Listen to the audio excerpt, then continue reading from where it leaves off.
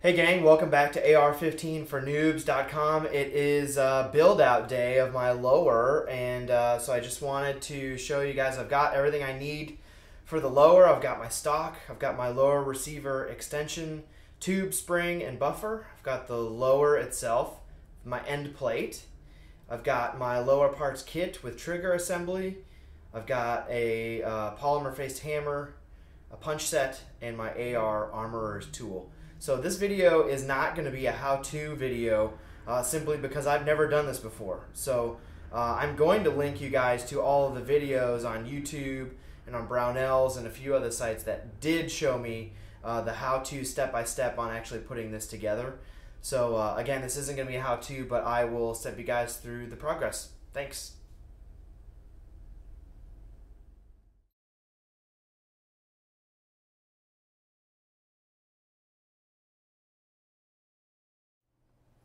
All right, so I'm done now with the lower build, and it actually wasn't too bad. I have to admit, it took me about an hour to complete, and I was being really careful and taking my time identifying all the parts and referencing my videos and some of the how-to descriptors online. So I'm sure if someone were very proficient or had done this before, I'm sure the process would have gone a lot faster, but first time for me, and didn't go too bad. Everything seems to work and function exactly as I had anticipated and saw online. I've got the Magpul adjustable stock. That all seems to work.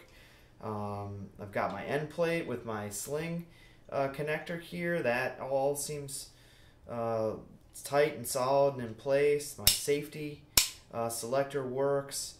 My bolt catch works.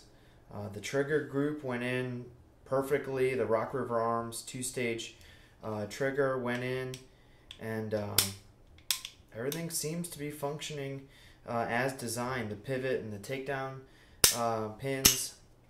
So my bullet button for a California legal non-detachable magazine. I guess my feedback would be the only probably difficult part, or the part of the build that caused me the most frustration was probably installing the pivot and the takedown pins.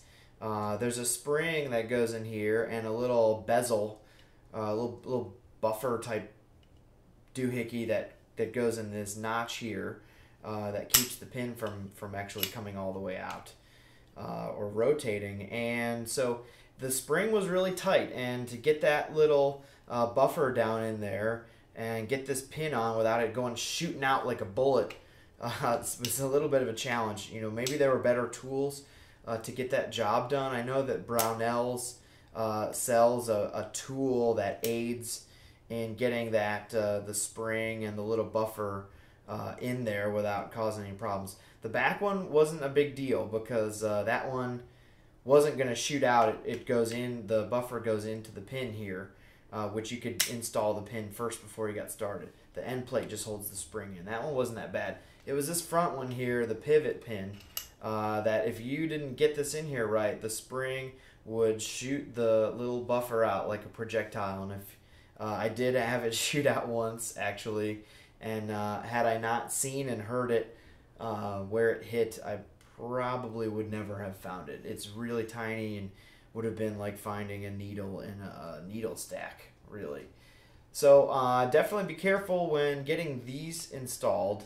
You could check out the Brownells tool. Maybe it's helpful. I've not ever used one, so I can't really comment on that. But this was the only, I would say, quote, difficult part, and really it wasn't all that bad. So building the lower, really intimidating seeming, but not difficult at all. I would say if you can save some cash or you enjoy tinkering just as much as I do, you might enjoy building this yourself and putting it together. So thanks for checking out the site. There will be more videos and more purchases soon. I've got to get the upper and the barrel and all that stuff built out next. So we'll keep you posted on progress. Thanks for visiting AR15 for Noobs.